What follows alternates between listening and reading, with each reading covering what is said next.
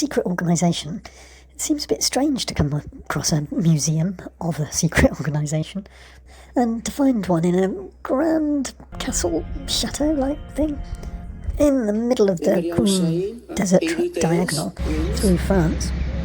A rural, hardly a village, along the Rhone corridor just seems so incongruous. No more than it would be incongruous if the highest, most honoured positions in the British Army weren't given through nepotism, in part. And they would have been seeking a wealthier network of helpers in the Second World War, and sacrificing the likes of you and me as cannon fodder and collateral damage. I sat and watched on television, probably black and white, the SAS storming of the Libyan embassy in London, like an unfolding news feed that you get these days. Never seen that before. I was waiting for something to happen. There was a billowing cloud of smoke after a bit of abseiling. Aren't they going to show inside? But they were all new technology with heat signatures being able to see through smoke.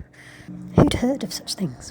One of their greatest recent successes, they started off as a desert campaign, disrupting Rommel in North Africa in the Second World War. My granddad was there somewhere, chauffeuring around a nice but dim army officer, but certainly not for the SAS. They then went to France and started disrupting things.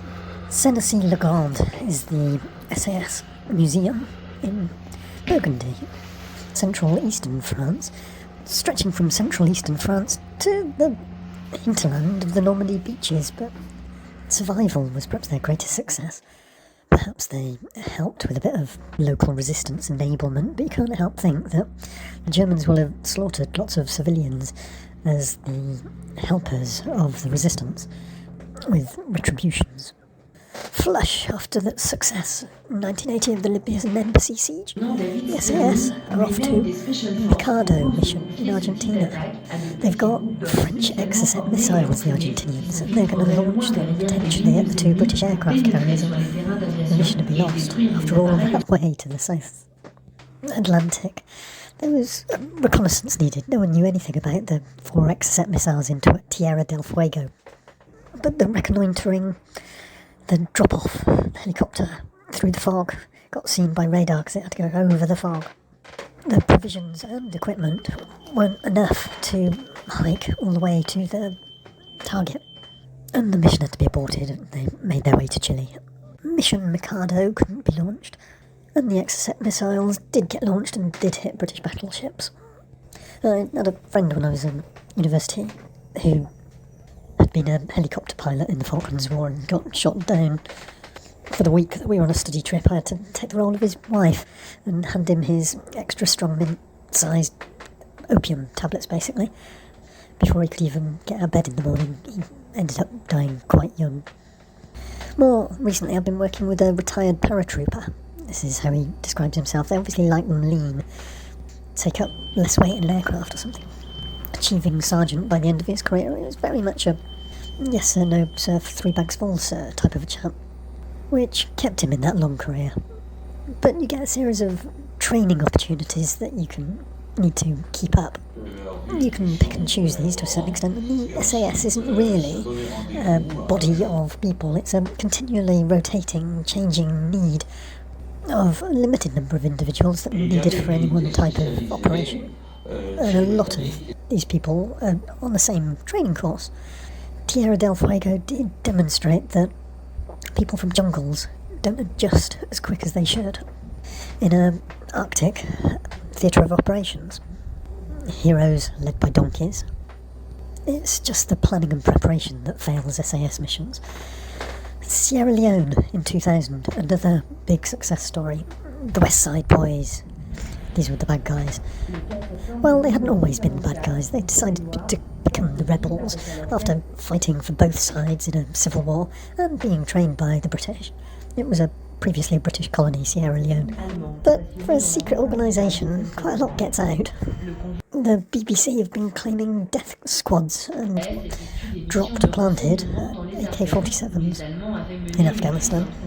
One of the biggest missions, Tony Blair got the SAS a training exercise that America would have probably just dropped bombs on in Helmand if they hadn't gone in.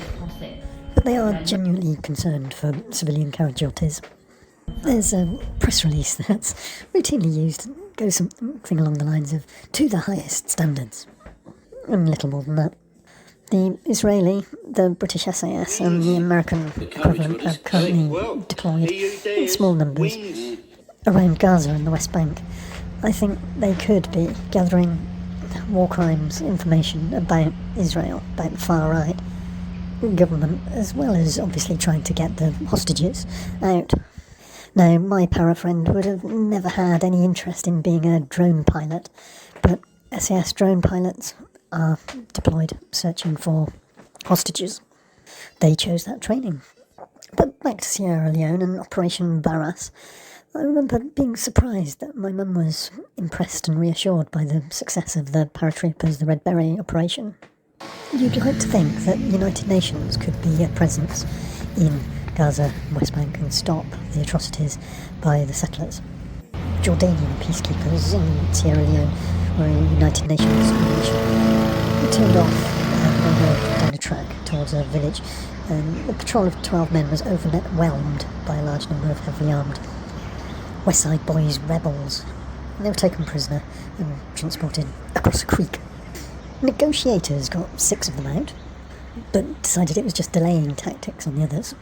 So, fearing them getting killed or being moved to a remote location, D Squadron, 22nd Regiment Special Air Service went in with some C Squadron Special Boat Service to get out the Royal Irish. 1 para, 1st Battalion Parachute Regiment, also involved, in something of a diversionary assault. So this beating down of the West Side Boys got 21 Sierra Leone civilians out that had been housed. The sex of the civilians isn't known, and the 5 soldiers and the liaison officer. 25 West Side Boys were killed, and 1 British soldier. 18 West Side Boys were transferred to the Sierra Leone police, not to work there, to be in prison there, and 300 other West Side Boys. So just like I said, it's quite a rebel name. There's been some other more brutal and more silly named rebel gangs in Africa since, but 300 surrendered within a fortnight. Some staff officers stayed on to support the local government and the United Nations, 1 para being amongst them. A Special Forces Support Group was set up to act as a force multiplier for British Special Forces on large or complex operations. But for a secret organisation, it seems a bit strange to come across a museum of a secret organisation, and to find one in a grand castle, chateau-like thing, in the middle of the green desert diagonal through France. A rural, hardly a village, along the Rhone corridor. Just seems so incongruous.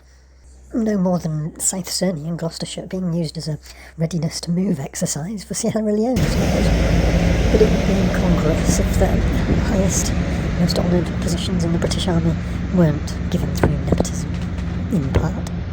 And they would have been seeking a wealthier network of helpers in the Second World War, and sacrificing the likes of you and me as cannon fodder and collateral damage.